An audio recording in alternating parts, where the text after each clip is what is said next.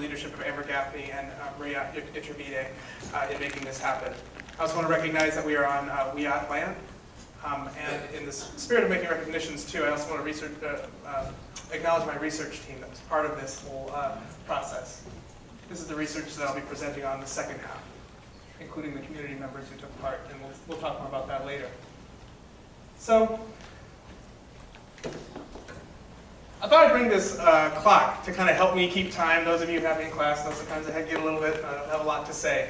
I like this clock. It's this funky old wind-up. It doesn't run on batteries or electricity or anything like that. It ticks throughout the room, which I got used to and I can now sleep through. It's loud as hell, which is really great for 8 o'clock, 2:42, right? It's a practical device. It originated in the 1500s. They started to show up around Europe. And it was an innovation for the time. It was something new. I usually use this to time my talks, and I like how I can park on Union Street and say, hey, please set a timer for 3 hours and 45 minutes so I don't get another ticket for those 4-hour spots, right? A lot of things it can do. This talk is about changes across time, changing our minds across time, and how in each era there is innovation. At each time period, there's some new gizmo coming out, some new way of thinking, something that changes the way we do things. And we can learn from those histories for the issues that we work with as social science researchers today. So in the spirit of that, we're going to journey through 3 different eras. One of them contemporary, 2 of them the past. We're going to go to Weimar Berlin and look at the work of Magnus Hirschfeld, see what we can learn from that experience. Then look at Evelyn Hooker and the history of the removal of homosexuality from the DSM in 1973. We're going to draw principles from both of these social scientists who played a role in those 2 eras.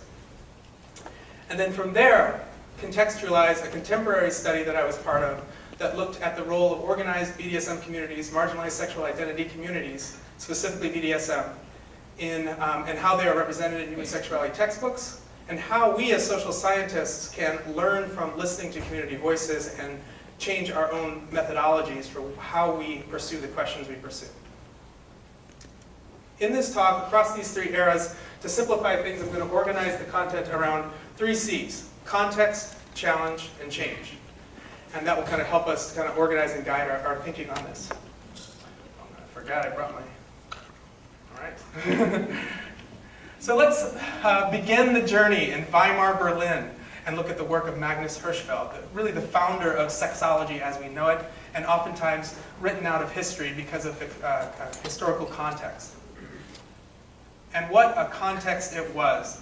Weimar Berlin refers to the period between the 2 world wars, or the World War I and the rise of the Nazis, 1919 to 1933. It was a period in Germany represented by this this work of art by George Gross, where Germany was really struggling as a society with millions of questions of identities happening at once. The Treaty of Versailles left them broken as a country, and yet they were getting democracy kind of shoved upon them for the first time. So without really understanding that, there was a lot of warring factions and different ideologies and clashes, but within that there was a tremendous arts culture. Cabarets lit up the Berlin nightclub scene, and all kinds of experimentation of art and culture, beautiful designs that would kind of challenge RuPaul at his best, at her best. And then cabaret scenes, which was a space for all of these creative outpourings. This is an interesting little tidbit about Weimar Berlin. One of the clubs would have telephones where if you're sitting at a table and you saw someone from across the room that you were kind of interested in, you could pick up the phone and call and talk to them and hit on them. I mean, who could ever have dreamed of like hooking up with a phone? So this was kind of a Tinder you had to walk to. It was also a place of changing social mores around gender and around sexuality. This was a period where, of course, there were still existing issues of sexism and lots of problems with sexism, but there was also this a growing empowerment and agency in the roles of women in Berlin at the time. It goes by the term girl culture in the sociological literature. You had figures like Anita Berber and Marlene Dietrich that were just larger than life and taking command of the stage and having a presence. Women were going out more and making their own kind of independent decisions of how they would spend their times in the evenings. It was also a tremendous period of sexual freedom and exploration that opened up a lot of doors. So whereas there was still plenty of homophobia in Berlin, I don't want to cast a picture that it was just a complete free-for-all. In many, many corners and pockets of Weimar culture at the time, it was okay to be gay, okay to be lesbian, okay to be trans. And there was a lot of gender bending that was happening in the art, which I think is really interesting. It sort of surprised me when I learned about this period, that these discussions around gender and our gender identity and using art and images and performance to bend and change that was happening in Berlin. So I just wanted to give a little bit of context of culturally what was happening. Magnus Hirschfeld had been working on issues of sexual freedom for a long time. A gay man himself, he saw the problems and was inspired by a letter that was written by a gay man who went on to commit suicide. And in the letter, he was telling Dr. Hirschfeld, please, please do something to help others from not suffering my fate. And even though Hirschfeld had been working on this for a number of years, it wasn't until the opportunity presented by Weimar Berlin that they were able to open the Institute for Sexual Science, the first kind of sex research institute. And a lot of good things came out of that. The theme was justice through science. That will be a thread that applies to all three epochs. So what were the challenges at the time? For Magnus Hirschfeld, the biggest one was paragraph 175, which was a German criminal code dating back to 1871 that criminalized homosexual acts. He and others had been working to change that, and he really believed that through science they could address that political injustice and sexual injustice. So he really saw a bridge between science and the questions he was asking and gay liberation.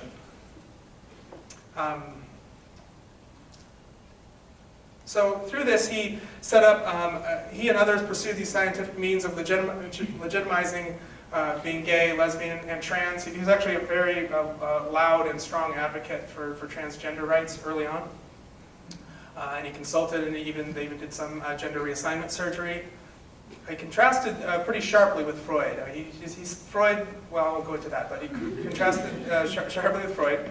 And he was doing some edgy radical stuff. I mean, he received death threats, and people made anti-Semitic attacks, even though he had kind of disavowed his own Judaism. So there was a big challenge there. And the change, well, we kind of know what happened as far as the changes go. So despite all those innovations, despite the effort to overturn the criminal laws, and despite all that research, and moreover, despite the beauty of all that was happening in the theater world, and the stuff that will become contemporary drag culture and other things, all these early artistic expressions being so beautiful, such as the nights at the club in the El Dorado, and ended tragically and in a horrible way, where the German identity that was in crisis in the Weimar Republic finally found its identity. So with that, his Institute for Sexual Science was burned. The Nazis took the paragraph and actually made it worse and used it to justify sending gay and lesbian people to concentration camps. And I think we know the rest of that tragedy. But he left us a legacy, an important legacy, and there's a couple threads we can take from that as we bounce forward into the future. Science and social justice are intertwined. You know, science doesn't exist in a vacuum, at least not for issues like this, and it's intertwined with social justice. There are multiple avenues of dissemination. I didn't talk too much about it, but Hirschfeld also knew that he had to speak to different audiences, not just the medical community. So for example, he partnered with was it Fritz Lang? It was one of the big theater directors at the time, and did one of the first silent movies that depicted gay love. And also that the nature of social change is risk-taking. You have to be able to be willing to take risks. All right, let's move to the next section. The removal of homosexuality from the DSM and the role of Evelyn Hooker and Sam Fromm. The context. First of all, for both epochs, both this and for the next the conversation around the DSM, it's good to just quickly talk about the history of the DSM. So the Diagnostic and Statistical Manual of Mental Disorders is sort of the Bible of mental illness that categorizes mental disorders. It's written by the American Psychiatric Association. Some psychologists kind of get involved, but the American Psychiatric Association kind of runs the show. It gets edited every once in a while. The most recent revision was the DSM-5 in 2013. And then a couple of pieces in its history.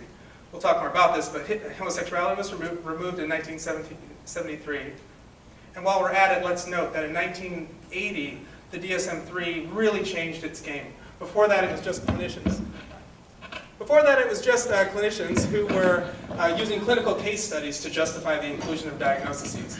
In 1980, the assertion was made that if you're going to include a disorder, it needs to be backed by science. So no more just clinical case studies leading to diagnoses. It needed to be backed by science. That will become important when we look at BDSM. But moving forward,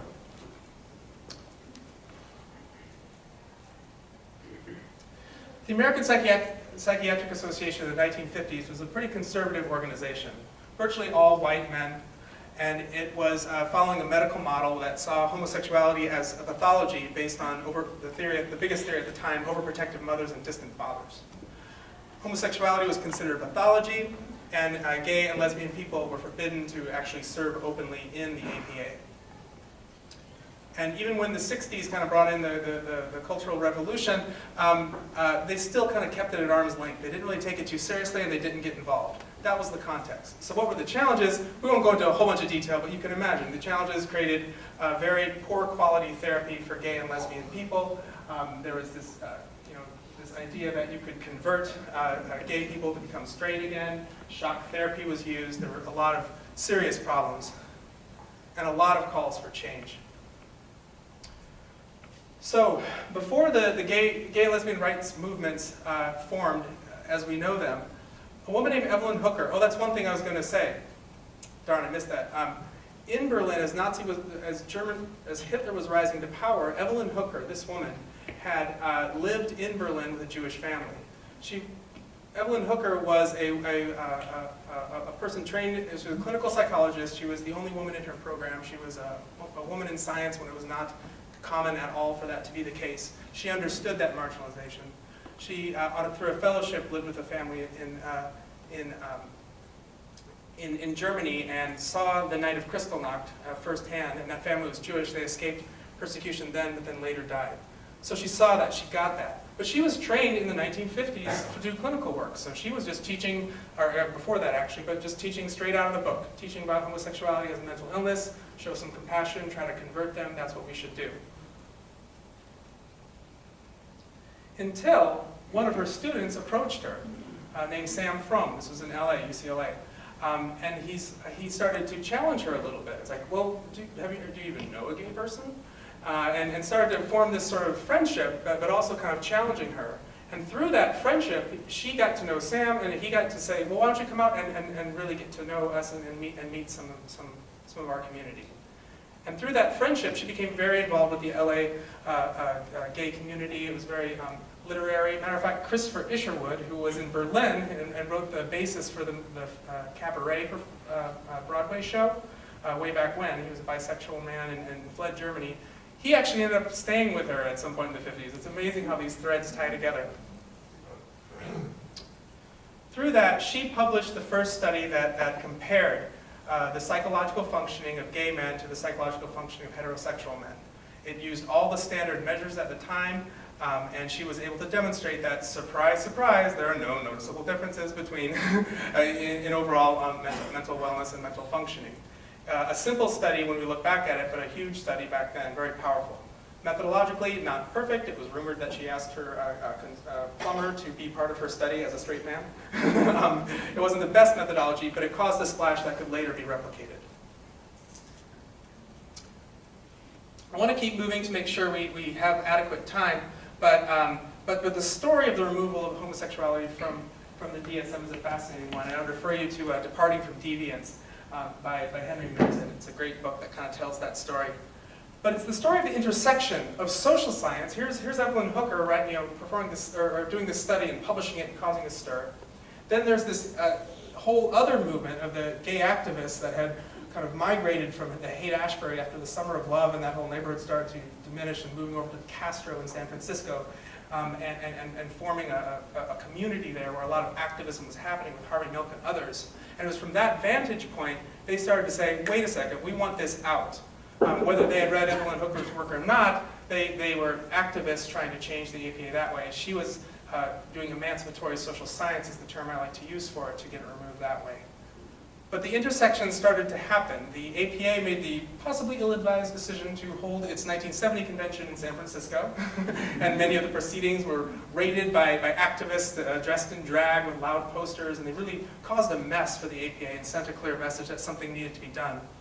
And then also, there was a famous, in 1972, Dr. Anonymous was a gay psychiatrist in the APA who gave an impassioned speech dressed up in an adapted Nixon mask about what it was like to be a gay man in the APA and not be able to tell your own colleagues and not to fully be able to be yourself.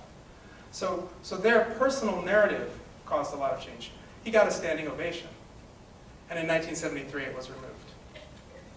So what can we learn from the legacy of that? Evelyn Hooker's role as a social scientist and the larger picture.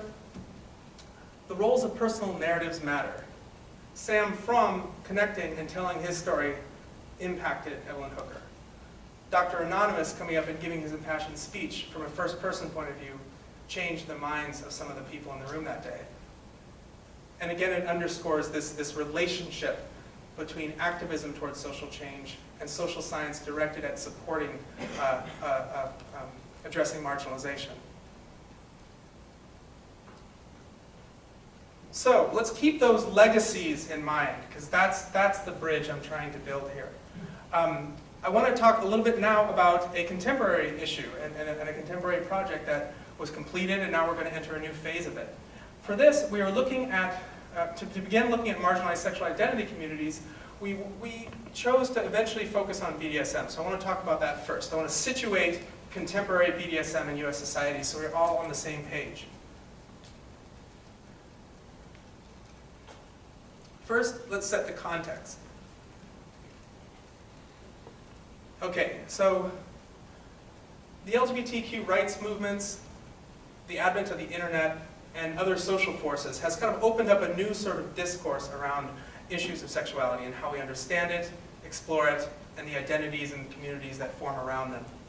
There's been new articulations of traditionally silenced identities, such as the asexual community. People who want romantic attachment, they want to have partners, they just don't want the sex part of that. There's entire communities around the asexual experience. Disability sexuality, there's other examples of that. BDSM is also a good example of that, even though, of course, BDSM communities have existed for a long time. And increasing advocacy within the social sciences for including community voice in how social sciences understand sexual diversity and variation. And that's part of a bigger trend, too. At the VA, we did all kinds of consumer groups to kind of give veteran input into the systems that serve them and the methodologies to garner the voices of the people who are being served by the system. NIH is specifically funding community-based research now. It's kind of an interesting and exciting time. Okay, back to BDSM. So let's get some definitions here, because I know it can mean different things for people, and everyone has a different understanding of what it is. I should say a couple of things. Number one, I'm not claiming in this presentation to speak for the BDSM community. This project involved community voice, and I'll share that. But BDSM community members have their own valid perspectives. Also, that I want to recognize that BDSM can be things that causes conflict for people, that some people have a problem with, or especially if their only exposure to it has been through pornography or pornographic images. It is quite sensible that somebody not into BDSM would be disturbed by some of those images. So I want to recognize that first, but then also challenge us to kind of dig a little bit deeper about what it means to people who experience BDSM. So first of all, what does it stand for? It's kind of this clever 6 for the price of 4 acronym of bondage, discipline, dominance, submission, and sadomasochism. And that's basically because there's a few different histories around those terms and where they all came from. If you're interested in that history, Robert Bienvenu has a wonderful history of leather culture that kind of lays that out really well. BDSM refers to a broad range of sexual behaviors, experiences, identities.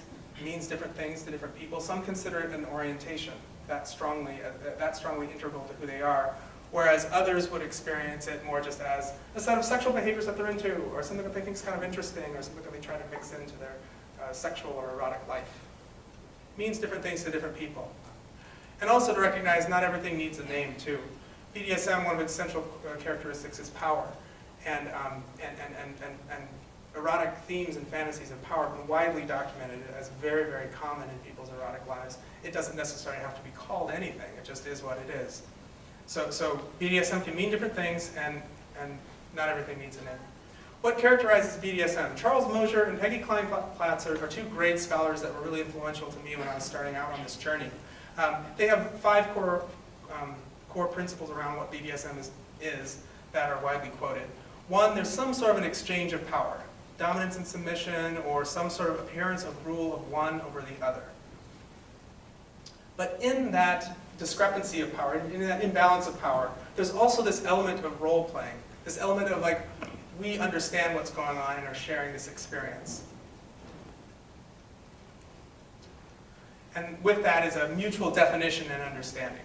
So exchange of power, understanding that it's role play, and these two or more people that might be having this one exchange in this one sexual or erotic moment might be, 50-50 in all kinds of different dimensions of their life. Or like 0-0. You ever try to decide where to go to eat with your partner? And I don't know, where you want to go? I don't know, where you want to go? One of the things that really fascinates me about BDSM is it raises awareness around the power that exists in all relationships. In the person in the chair and the guy with the microphone, in between partners, between brothers and sisters and families. It raises awareness around the power that's inherent in all relationships. But I don't want to get off the mark. It's also of a sexual context, although it doesn't always have to be. And then this is really important, that's why I put it at the end, consent. Consent defines BDSM. BDSM communities do not consider anything, no matter how much it looks. Leather, whips, chains, whatever. If consent is not there, it is not BDSM. It could be anything other than that. That was one of the reasons 50 Shades of Grey caused so much distress in the community. It was fascinating doing this project as the book was getting really popular. Is that in that relationship, the consent is way fuzzy and not clearly defined. It's a serious problem. Yep. See some head nods. Yep. At least the writing's really good, right? So how prevalent is BDSM? With all sex research, it's very hard to get good data, and BDSM is no exception to that. If you look at some of the studies that have been done, it could be anywhere between 15 to 66% of the U.S. population that has some interest in BDSM, depending on how you operationalize it. 242. How we operationalize what BDSM is, it can vary tremendously.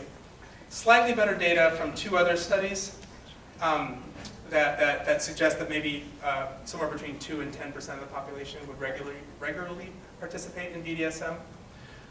The best being the Richter study, which is actually Australian, but it's part of a much larger epidemiological study of health and relationships. So it's like 19,000 Australians are in it. So that's a very powerful data set and almost entirely unheard of in BDSM quantitative research as far as methodologies that strong. So who's part of BDSM communities? We have no idea. We don't have any numbers on that. But we know that BDSM communities exist. They exist in different forms. It can be informal social groups or what's called munches. These are informal social groups that meet at bars and restaurants and things like that. People are often just in plain clothes, and it's not a party or anything like that. But it's a chance for like-minded others to get together and talk about and share their experience. There can be theme nights at bars and dance clubs. I heard here in Eureka, I think in Siren Song Tavern has one once a month. So existing venues can have theme nights. But also BDSM communities in larger cities sometimes own their own space or they rent their own space, and that can be an exclusive space, which is important given some of the stigma around BDSM, that communities have their own spaces to go to. Internet groups, of course, and student groups on college campuses as well. So what are the challenges? Given all of this, sounds pretty okay, right? Like, is BDSM just another option within the milieu of appropriate sexual behavior, and does it exist kind of stigma-free? Well, the answer is kind of yes and no. And it's important to dissect the psychology's relationship to BDSM specifically, and that'll bring us back to Evelyn Hooker.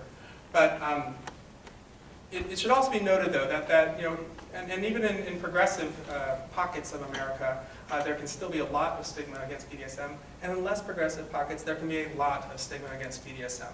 So it's important to note that when you look at some of the outcomes, that there is a strong argument for continued discrimination. For example, legal cases. The National Coalition for Sexual Freedom gets consultations, dozens of consultations each year from divorcing parents where one partner is trying to use BDSM to secure child custody. So that's a very common tact, and they receive dozens of calls for that, for example. There's also been other cases. Well, I could tell a few more, but I'm going to keep us moving to get into the method to kind of show you a little bit about how we did what we did. Occupational, there's also reports of discrimination of people being fired for being kind of outed as being kinky or into BDSM or doing something that the employer felt was sort of morally objectionable. Most important for applied psychology is how this plays out in clinical practices. And there has been quite a few studies demonstrating that some clients who are into BDSM feel very uncomfortable bringing that up to their therapist, and they don't feel like their therapist can really understand what that's about. Common fears include that their BDSM interest will be inevitably tied to whatever their presenting issue is that they went to therapy for. Issues of relationship counseling. People are reluctant to bring up BDSM because they feel like the therapist isn't culturally competent to understand the power exchange and where the dominance and submission role playing is happening and where the egalitarianism is happening. So it's a cultural competency issue in terms of therapists being trained and able and understanding of some of the dynamics of kink culture. And where is this all coming from? Well, it's coming from different places, always is. But let's hone in on the role, the big important role that the DSM plays in all of this. Currently, the DSM-5 includes sexual masochism disorder and sexual sadism disorder, which is kind of going to be the focus of attention here. Because we're going to see that it's not just clinicians that are impacted by these disorders being present. I want to make a quick caveat. In one condition, there's a situation where sexual sadism disorder is defined as people having urges and acting on urges non-consensually to people. I'm going to set that aside. That's its own issue, and that needs to be addressed and probably included in the DSM in some way. But I want to look at the consensual aspects of people who consensually engage in sexual masochism and sexual sadism and focus in on that. Because it's very similar in origins as far as how these disorders got in the book as homosexuality. It was entered in at approximately the same time with similar justifications. And what are those justifications? I don't want to go into a lot of detail, but I want you to understand that the main flaw in the DSM, because that's where the social injustice comes from, and that's what flips our decision of the research questions that we ended up asking. So what is it? October 6th, you're going to have to register for classes, right? And you want to make sure you're on track for your major. And oftentimes that means picking certain classes from lists, right? You know, pick any class from this list and 2 classes from this list. And that's how you get your degree, right? The DSM kind of works in a similar way with its criteria listings. Criteria A, except instead of graduating, you get a mental disorder. Criteria A for these 2 diagnoses that I'm talking about are basically an interest in BDSM. Like that's the check boxes there. If you talk to a healthy, happy, kinky person and you read that off, it'd be like, yep, yep. Oh God, I wish you would do that. Yep, yep. It's simply, you know, of the person's experience. Where things get tricky is criteria B. It includes the phrase, clinically significant in social or psychological distress that is clinically significant, I'm messing up, clinically significant distress in social, occupational, or other important domains of functioning. That's where it gets tricky. They're asking, it's okay as long as this person doesn't feel psychological distress around these issues. So the experience, be it, you know, being kinky, or not being into sex, or being gay, or, you know, the experience is kind of isolated, but then it's this clinically significant distress in all these domains of life that kind of turn this into an individualized mental illness. Does anyone see any problems with that? And this is where I think clinical psychology could learn a lot from social psychology. What this is doing is kind of enshrining the impact of social stigma. It's stigma's job to cause clinically significant, or cause distress, right? So what is happening with the criteria B is that without a compelling scientific research base, and when you consider all of these instances of discrimination and some of the social marginalization of BDSM that still exists, you have this problem with the pathologizing of just the impact of being marginalized. So, enough about the DSM and all of its nitty-gritty. I think it's important to kind of know exactly the anatomy of why there's a problem there. Stepping back a little bit, the DSM is a very powerful document. The DSM impacts the way human sexuality textbooks are structured, not in every chapter, but in many chapters, and it really shapes the entire talk that we have around sexuality. It really makes a huge influence. Thomas Kuhn, in the Structure of Scientific Revolutions, talked specifically about textbooks and the role that textbooks play in promoting paradigms and keeping us locked in this cycle of thinking and generations of thinking rather than thinking outside of that. So textbooks are going to be the focus here. And that's what this study was trying to raise awareness around and create change around. So let's jump into that. So this talk is about changing minds across changing times, and look at the amazing impact that Hirschfeld and Hooker had on changing people's minds. But there's also this internal process about research that I find fascinating, and I want to share a little bit about how my mind got changed in this process around the methods. So when I first started, this whole thing just started in one of my social psychology classes. I wrote a paper, and one thing led to another, and I got some ideas. And I was thinking, okay, well, I'm a community psychologist. We study psychological sense of community. We've got a lot of surveys that have pretty good psychometrics on them. Maybe I could design a study and look at how sense of community mediates the experience of stigma. It wasn't a bad idea. We put it in for a grant, even got an honorable mention from the Kinsey Institute. And if this guy thinks you're on the right track, you should probably listen, right? Kinsey, of course, died a long time ago, but the Kinsey Institute remains as a Center for Sex Research in Bloomington, Indiana. So about that time, though, the DSM-4-TR, which was the previous DSM, began its proceedings. And the subcommittee on sexual and gender identity disorders started to talk. And occasionally you could see kind of where they were going and the conclusions they were making. And many people felt that the diagnoses of sexual sadism and masochism should be removed. It was becoming very clear that that would not be the case.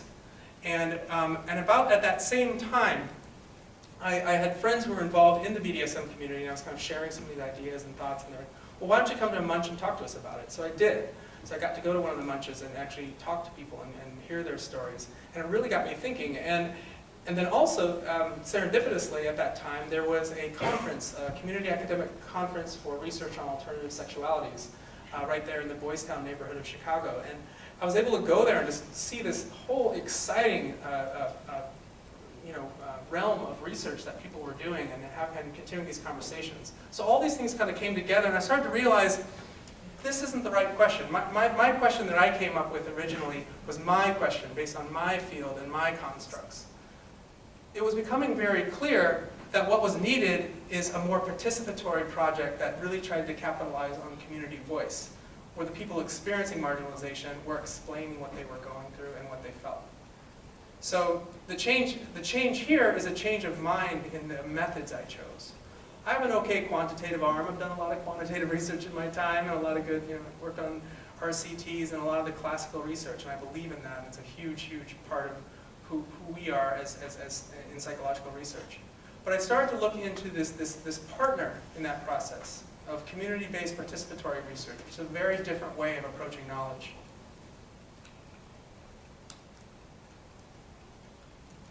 I think my remote might be on its last leg. So through all this, we changed the project. We came up with the Kink Representation Outreach Project, acronym CROP. We knew that this was going to be a community project. We wanted to have a dialogue, so we wanted to have an acronym that kind of spoke to the community and do a little bit of branding on that. So we came up with CROP. And I can always tell if I'm presenting to an academic audience or a community audience, because when I present to an academic audience, they laugh when I say CROP, and when you present to a community audience, they laugh when you say branding. So what was the overarching goal here? The goal, and we had some specific research questions, but the goal was to integrate community voice regarding the role of BDSM communities within human sexuality textbooks. That was really the plan. If we could publish a paper that was systematic and scientific, that lent community voice, that would be peer-reviewed research that could be entered into a textbook. So whereas the DSM would still continue its long reach into the story of human sexuality textbooks, this would at least allow a space for community voice. So this was our research design. We developed some of these initial ideas, kind of what I was describing just now. conducted community outreach, which led to community workshops, did some thematic coding and data analysis, disseminated it through a publication. Simultaneously, we were collecting textbooks, and this will be kind of a new phase of this project, to analyze how well BDSM is being represented in the preciously short 1 to 3 pages that is typical of human sexuality textbooks, and then disseminate that as well. Community-based participatory research goes by a few different names: community-based research, community-engaged research, participatory action research. All of these are kind of speaking to a similar process, and all, I'm going to use the term here, community-based participatory research, all projects exist kind of on a spectrum. So there's a few pure participatory action research designs, and most of them borrow from some of the major principles. And essentially, this can be defined by the Kellogg Foundation, who's funded a lot of this work, a lot of community-based work. CBPR begins with a research topic of importance to the community, with the aim of combining knowledge and action for social change to improve community mental health, or community health, and eliminate disparities.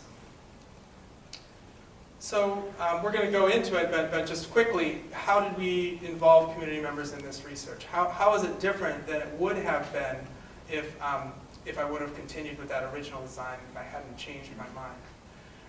How it's different is that we involved the community members in the formative process. This idea to focus on textbooks didn't happen in a vacuum. We talked with both community members and academics and kind of helped to kind of hone the research questions. We work closely with community members in recruitment, so leadership members within BDSM communities, people who are leadership of one of the munches or put on educational events or one of the student organizations, would help to spread the word and help us have these workshops. But we didn't stop there. The key terms that answer the question are the narratives of people involved in BDSM communities. So we thought it important to have members of the BDSM community helping us do the coding too. So we involved them in multiple stages in the analytic process as well. And then lastly, with dissemination, we didn't stick to just an academic journal article. We created an out-facing website. We did a video. I've presented in different